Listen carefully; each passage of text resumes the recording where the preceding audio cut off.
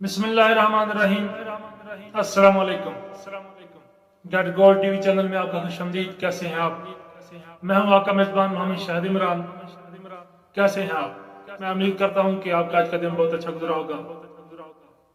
सामीन, आजकल के नौजवानों को देखकर बहुत टेंशन परेशानी होती है।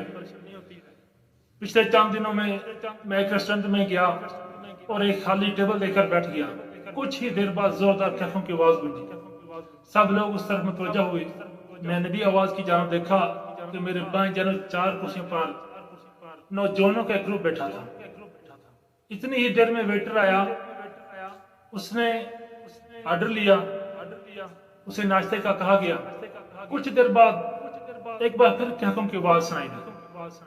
मैंने हाल में मौजूद तमाम अफराद को यकीनी तौर पर गहराई से देखा कि वो हाल में तमाम लोग जच हो गए थे। नौजवान बार बार ऊंची आवाज में हंसते, ताली पर ताली मारते और आपस में एक दूसरे को नामुनासिब अल्काब दे रहे थे। नाश्ते से फारग होकर मैंने इनका बगौर जायजा लिया। उनकी उम्र 16 से 20 साल के दरमियान थी और वो बड़े अनहमाक से बैठे हुए थे, ऐसे कि जैसे कोई अहम मसला दरपेश आ गया हो और उसके हल के लिए वो सरतोड़ कोशिशें कर रहे हैं। लेकिन था क्या, सामने टेबल पर हर एक का स्मार्टफोन और सिगरेट की डब्बियां पड़ी हुई थी। पहले एक नौजवान ने सिगरेट सलगाया, फिर दूसरे, तीसरे और चौथे ने। बावजूद ये कि रेस्टोरेंट इंतजामिया की जानिब से वाज़ेह नोटिस लगा हुआ था कि यहाँ सिगरेट नोशी मना है, लेकिन ये लोग बिला धड़क सिगरेट का धुआं फजा में उछाल रहे थे। मैंने सोचा कि आखिर ये लोग किस अहम तरीन इशू पर सुबह सवेरे यहाँ जमा है और अपनी आदत से बेखबर लोगों को अजियत दे रहे हैं। इनकी गुफ्तगू में मुझे एक भी काम की बात नहीं सुनाई दी। इनकी बातों का आगाज मोबाइल इंटरनेट डाटा से होता हुआ अख्ताम अपने ही किसी दोस्त के मजाक उड़ाने पर होता। इनकी गुफ्तगू में जो सबसे तकलीफ चीज थी वो थी गैर मुहज्जब गुफ्तगू, गाली, इसकी भरमार थी। ऐसा लग रहा था कि ये इनके लिए कोई एक आम सी बात है, गाली देना। इस वक्त मुझे शिद्दत से उस्ताद मोहतरम कासिम अली शाह साहब की भी याद आई कि अगर हम माशरे में बोले जाने वाले जुमलों पर गौर करें तो मालूम हो जाएगा कि हमारे माशरे का म्यार क्या है। दरअसल नौजवानों की यह तौर तरीका कुछ नया नहीं, बल्कि इसी माशरे की तर्जमानी कर रहा है जिसमें हम नजर आ रहे हैं। इसी माशरे में इन नौजवानों में जो सबसे बड़ी कमजोरी मुझे नजर आई वो थी मकसदियत का फुकदान। उनका कोई मकसद, कोई ख्याल, कोई थॉट नहीं था। इनके पास ना कोई गोल, ना हदफ, ना टारगेट था। अगरचे इनका खून जवान था, जोश वलवला ताजे थे, वो कुछ भी करना चाहे तो अपनी लगन की बदौलत कर सकते हैं। मगर बदकिस्मती से यहाँ ऐसा नहीं। एक दानिशवर का कौल है कि अजीम ज़हनों में ख्वाब होते हैं और पस्त ज़हनों में फक्त ख्वाहिशात। कासिम अली शाह साहब फरमाते हैं कि दुनिया में आज तक किसी ऐसे इंसान ने कामयाबी हासिल नहीं की जिसका कोई मकसद ना हो। यानी कामयाबी के लिए मकसद का होना बहुत जरूरी है, एक म्यार का होना बहुत जरूरी है, एक टारगेट का होना बहुत जरूरी है। जज्बा, जुनून और कुर्बानी है किसी काम की नहीं अगर ये किसी खास मकसद के जेरे तबे नहीं। ख्वाहिशात सबके पास होती हैं, लेकिन मकसद किसी किसी के पास होता है। आपका ज़हीन होना इतनी बड़ी बात नहीं जितना बामकसद होना बहुत बड़ी बात है। देखा जाए ये जिम्मेदारी असातिज़ा और वालिदैन के कंधों पर आती है।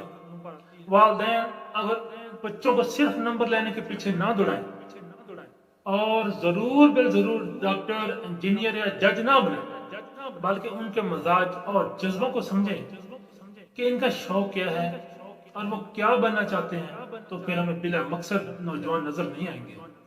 अक्सर नौजवानों के भटकने का अहम सबब भी यही है कि उनके जज्बों की कदर नहीं की जाती।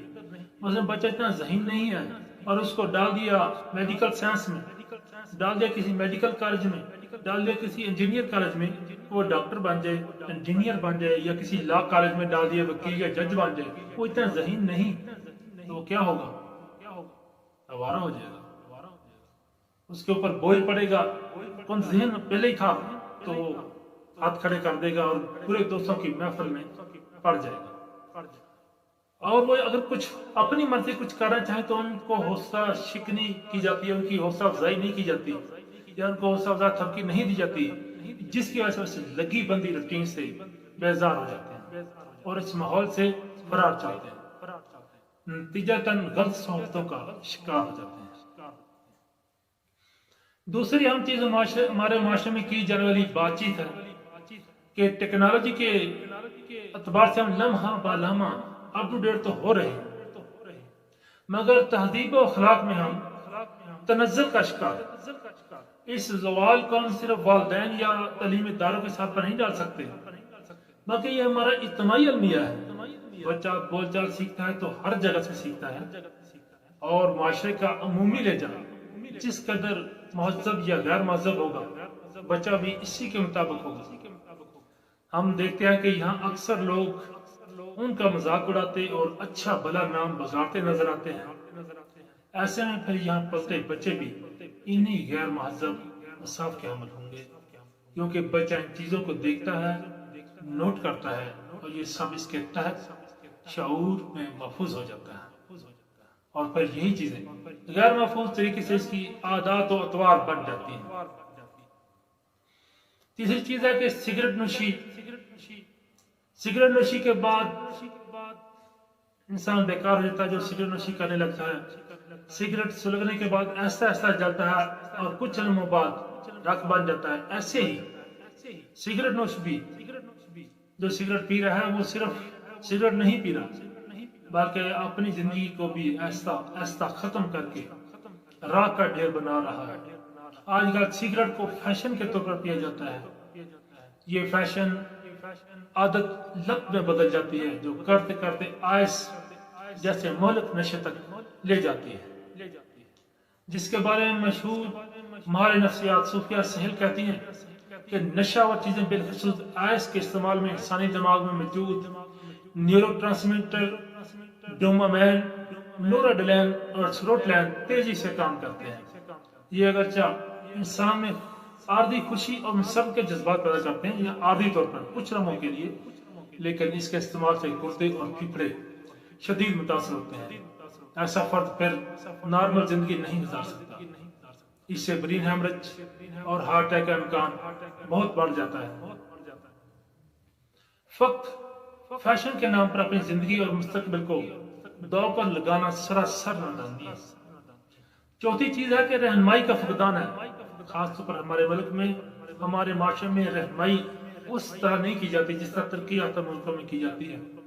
ہمارے نوجوانوں میں کچھ کر گزرنے کا جذبہ تو موجود ہے، مگر بدقسمتی یہ ہے کہ ان کو رہنمائی نہیں ملی، جس کی وجہ سے وہ ایسے کاموں میں مبتلا ہو جاتے ہیں جس کا نقصان شاید اس وقت نظر نہ آ رہا ہو، لیکن ایک وقت پر جا کر وہ بڑے خسارے کا سبب بن جاتا ہے.